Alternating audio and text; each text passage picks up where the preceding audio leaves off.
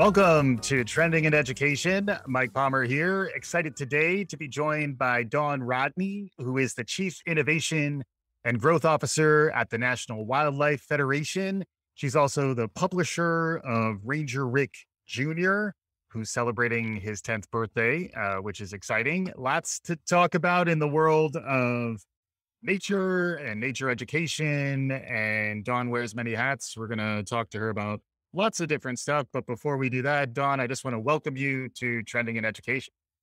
Thanks so much, Mike. I'm thrilled to be here. So we always love to begin our conversation by asking our guests to tell us their origin story, what got you to this point in your professional life. Spin us a yarn, tell us a tale. What got you to this point in your career?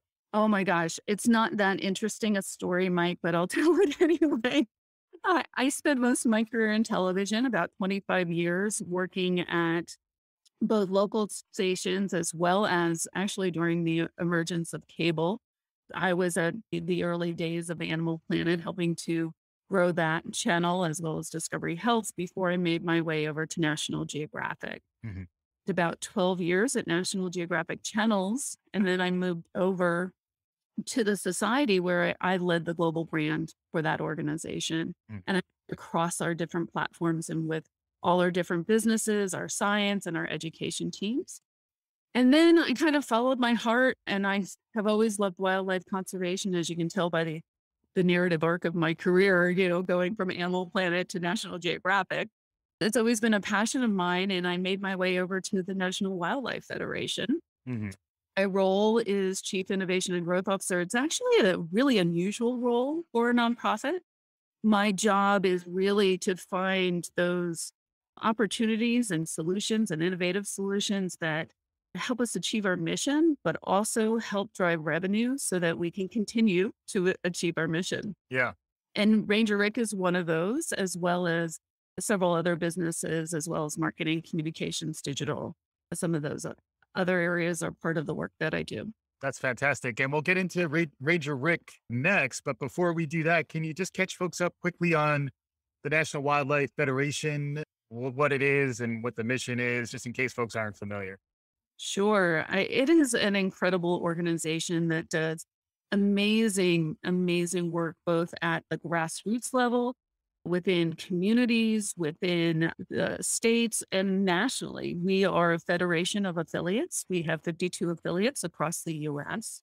We have about 15 million members and supporters, people who love wildlife and really want to help wildlife. And, really everything we do is driven to ensure that wildlife thrive in this world that obviously is rapidly changing in many, many different ways. Yeah, makes sense. And then Ranger Rick is in part the liaison to the rising generations. I have a 3-year-old who is really starting to consume a lot of content, and it all tends to involve furry animals for some reason. So Ranger Rick is true to that history. And now this is Ranger Rick Jr., I believe. Can you catch us up on the Ranger Rick narrative and how it factors into what you're doing at the National Wildlife Federation? Absolutely. Ranger Rick has been part of National Wildlife Federation for 55 years now. This will be the 55th year. It started as a book back in 1959 that really engaged kids around wildlife conservation. And it was the origin story of Rick, who was a typical raccoon that ended up deciding that he wanted to do something to help the deep green wood where he lived, and rallied all his friends to be able to do it. Soon after that, in the 60s, National Wildlife Federation decided to launch this kids magazine. It stayed a kids magazine that really engaged kids starting at around age 7 until 10 years ago, when the organization recognized that, we could start engaging kids much younger, Mhm. 7. And that's where Ranger Rick Jr. really was born out of or inspired out of. And then we also have the Cub magazine, which starts engaging kids from the time they're born. So education work and the edutainment work that we do through Ranger Rick, it really starts when a kid is born and goes all the way through our formal education work through the time that they're deciding on careers and hopefully careers within environmental education or environmental sciences. Hmm. It's a fabulous magazine, and we're so excited that Ranger Rick Jr. is had such success in engaging kids across the country in the last 10 years. Yeah. And you can see as a parent, you can see the impact to a kid, when I take Matthew to the park or, he sees animals, it's just a natural thing for us as humans to want to engage with these things. And then in light of the pandemic, I think a lot of us have been more careful about indoor spaces and have been looking to engage in nature, to engage with wildlife. There's even been research about how it's important for us to flourish and thrive as humans to be outside. Absolutely. It's so critical for people of every age, but especially children to be getting outside. We know from our social science that when kids have regular, very positive outside experiences with a trusted adult, that they actually will connect more to nature, have a greater understanding, greater care, and then want to take care of it and help protect it. So it's really important to the work of the National Wildlife Federation to start helping kids connect at the earliest ages possible. And there's just so many benefits to being outside, as you were saying, the mental, the emotional, the physical. It's all about helping kids be the best they can be, but also connect them to the outdoors so that eventually, as they grow older, they want to be great stewards of the environment. Yeah. And this is an education show. Our listeners care about education. You hit one of my buzzwords that I love, edutainment. There's a lot of entertaining education that you're putting out to the world about nature, about wildlife, about how kids can start to engage at an early age. Where would a parent or an educator go if they wanted to see what the National Wildlife Federation has going on? Well, there's two different components. So if we're talking about Ranger Rick, absolutely go to rangerrick.org because not only do we have wonderful digital experiences, and I can talk a little bit about what we're doing with Ranger Rick Jr. and his birthday and how we're celebrating because we're starting to merge those different platforms in a really fascinating way. Yeah. But either a parent or an educator wants to go, we provide educator guides for each one of our issues. There are also articles in Spanish. We always pick with Ranger Rick Jr. one article a month to provide in Spanish. And we also just have a lot of games and a lot of activities that really can help inspire and engage kids at multiple developmental stages. Yeah. And on the formal education side with our team, which they do an amazing job. We have a network of about 15,000 schools across the US and reach about 8 million students Wow. already and engage with about 450,000 educators. So there's a lot of materials that you can find on our website. There's a lot of curriculum-based materials that you can use. We have programs like eco schools through K through 12. We have schoolyard habitats where we really help both educators work with outdoors. You were talking earlier, Mike, about outdoor education, really helping create habitats in their schoolyards that are both helping wildlife, but also helping kids understand the environment a little bit more. Hmm. We have other wonderful programs too. We have a Earth Tomorrow program that is really engaging students in the Atlanta area. We have ECHO, which is Early Childhood Health Outdoors program, which is nature play, working with preschools and daycares to create outdoor play spaces. That's currently in our Colorado region. Mm. We are working to offer that across the country. So lots of ways that both parents and educators can engage with the organization, whether it's through the edutainment side, Ranger Rick, or through the formal education side. That makes sense. And then Ranger Rick is turning 10. I don't know if there's a Ranger Rick the third on the way, so that he'll have to get his act together. But what are we doing to Yeah. celebrate Ranger Rick Jr.'s birthday? I know you got a lot cooking in the coming weeks and months. Yeah, we are just so excited. He's turning 10. This is little Ricky and all his pals. What we've realized is that, we've spent a lot of time thinking about how kids interact with their worlds today. And that inspired us to do this really unique and special thing for Ranger Rick Jr.'s birthday, which is merging the experience between platforms. Mm, The child gets their magazine in the mail. I have one of the magazines in my hands right now. yeah. We provided QR codes, and each QR code, we wanted to create a birthday celebration that extended both print and connected the dots to digital platforms. Yeah. So you can go with a QR code and you can do different activities. You can find out what animal you are. You can do puzzles. You can do matching programs. You could play a Kahoot game, which we love Kahoot. Yeah. Or one of my favorite things to do. Yeah. You can also send Ranger Rick Jr. a birthday card. And we've already gotten our first birthday card from a little girl named Adeline, who's 6 years old. She already sent it to us. And kids today they're co-creators. They want to be able to contribute. They want to be able to engage in a bigger way than just reading or writing. They want to actually help create things. So a lot of the work we were doing with Ranger Rick Jr. was to how do you extend that experience seamlessly? Because as you know, with your 3-year-old, like their worlds, their digital natives, their world platforms just are part of their life and move really seamlessly between those platforms. And we wanted to take that idea and capture it in the experience that we were creating for Ranger Rick Jr. Yeah. We have zoos around the country were amazing, Mike. They sent us these wonderful videos wishing Ranger Rick Jr. a happy birthday with their different animals. Hmm. Went so far and above our expectations. We were so thrilled with what they did for us. And then we're also doing read-alongs, being able to take the stories from Ranger Rick Jr. and have folks read to our audience and just extend that experience to a different platform. So Ranger Rick's turning 10, which is exciting, but there's plenty more on the horizon. You got lots of vision for where this is going.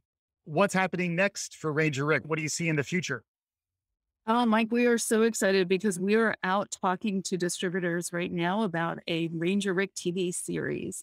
And we are so excited about it because we think it is a way to both entertain, but also engage kids in conservation issues. The focus of the first season is around the monarch migration and brings to life Ranger Rick and his friends in a way that folks have never seen before. So we're super excited. Yeah, that's exciting. The monarch migration is something that continues to blow my mind. I just can't believe that that Mhm. actually happens. And that's something I'll certainly want to be tracking. And we may need to go deeper on that in a subsequent episode. It's been fascinating as a parent. The other day there was like a bug thing we were doing with Matthew, just trying to teach him about bugs. And then it occurred to Yeah. me, we haven't watched A Bug's Life together. And getting him to watch anything other than Paw Patrol these days is a struggle. And I was like, that might actually work.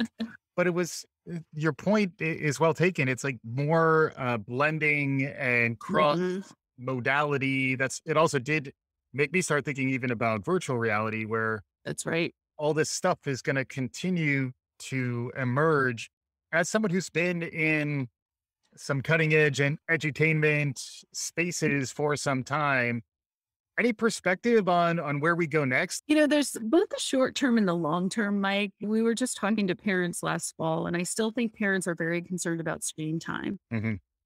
I do think that things like podcasts, like what you do, are really critical to the near term future for kids and really engaging them through voice and Hmm. through audio alone, because parents see that as an alternative to screen time. Yes. I think is going to grow in more and more importance in the near future. I do think there's something really fascinating about the metaverse. And I don't know what that looks like, but you were saying how virtual reality, and you look at what Roblox has been able to do or other gaming platforms and how kids can start creating communities. You look at Animal Jam, Mm. create communities in this virtual worlds that are really fascinating. I wish I could imagine what that looks like. I'm paying very close attention to that. I'm also paying close attention to artificial intelligence Mm. because the kids today, Alexa and other devices are part of their life and they have a say in the world that they live in. And I think they have much more of a command and control over things. So all of those kind of really interesting technologies play a role in a kid's life. And as we think about, honestly, about Ranger Rick, part of the work that we're trying to do is figure out how to be part of a kid's life, no matter where they are. Hmm. How do we use technology as a power for good and to be able to help educate, but also get kids outside? So, how can we use technology to inspire them and get them out? So, those are what's kind of out there, but being able to bring it together in a way that is really engaging kids and inspiring them is our biggest challenge, honestly. Yeah. And it is interesting too when you think about the power of a coloring book and some crayons, publishing a magazine, having something physically in a parent or a child's hand, and then being able to carry something outside of a physical space. When you were talking about creating those habitats for learning, Hmm. that sounds like amazing work. I also know from a mission based perspective that there's also work you're doing to ensure that folks who maybe traditionally don't feel safe outside and don't have access to these types of habitats for learning. Can you talk a little more about that side of the work that you're doing? Absolutely. So, we spend a lot of time and have dedicated a lot of the programmatic work we do to really ensuring the safety of people of color in engaging with the outdoors. So we're doing a lot of work through, honestly, policy. A lot of the policy work we're doing, but we're also engaging with communities around the country.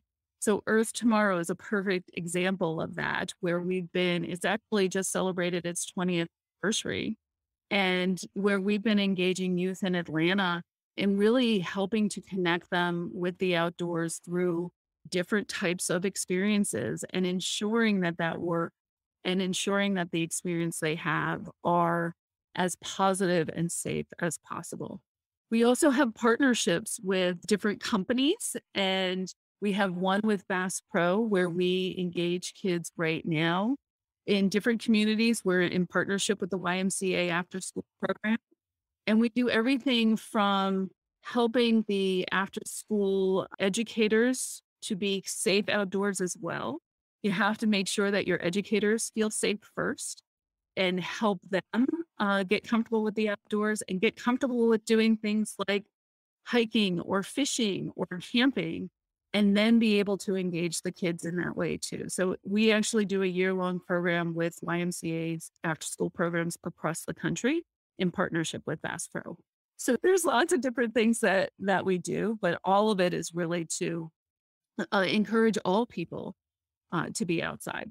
Yeah, it makes sense. The websites are rangerrig.org and nwf.org. They're doing interesting stuff over there. I did see photo contests both on the NWF proper, which is more like nature wildlife photography, and then similar stuff on Yeah. rangerrick.org, engaging with the kids who are taking pictures. And, I live in Brooklyn. Had it not been for a lot of the activity around Prospect Park, and some of the great engagement that you can get through the zoo there and through the activities that are powered there.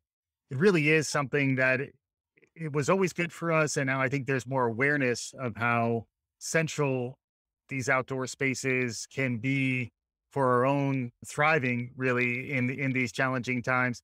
As we're getting closer to conclusion, Don, any other topics or ideas that we haven't gotten to that you wanted to make sure we spent a few minutes on? I'd love to put a plug in for another initiative that we have that is led through my group, which is called the Green Hour. Mm. And if folks go to thegreenhour.org, then there's all kinds of activities that parents or grandparents or educators can also do with their kids outside. There's a wonderful activity right now about Groundhog Day. We do it for all seasons. So there's always an activity that folks can do. So I want to put a plug in that. And I also just want to remind folks, Ranger Rick is an amazing character. He is the hero and the champion for all wildlife. I think kids want to make a difference today. We hear a lot from kids that engage with us, whether through our school programs or through Ranger Rick, that they have this wonderful sense of social responsibility. And I think Ranger Rick is a wonderful way that kids can help learn how they can protect wildlife and actually go out and do something about it. Mm. That is some of the magic of what is happening with Ranger Rick, as well as Ranger Rick Jr. and Cub, as we start engaging kids from their earliest days, really getting them to have this wonderful sense of how I can help, how can I make a difference in the world, and provide them those opportunities through the educational materials and the activities and the work that we do and the stories that we tell. Yeah, absolutely. And I think parents now, because this brand's been around for a while too, there are ways in which generations can stay connected. And who doesn't enjoy engaging with a playful character, engage in some learning, get your kid activated, get outside? It's all good things, Dawn. Thanks Thank so you. much for joining us today on Trending in Education. Thanks so much, Mike. It's been so fun to talk to you, and please stay warm up there in New York. We will. And hopefully our listeners are warm, but not too hot. Thanks, as always, for listening. If you like what you're hearing, subscribe, write us a review, share the good word. We'll be back again soon. This is Trending in Education.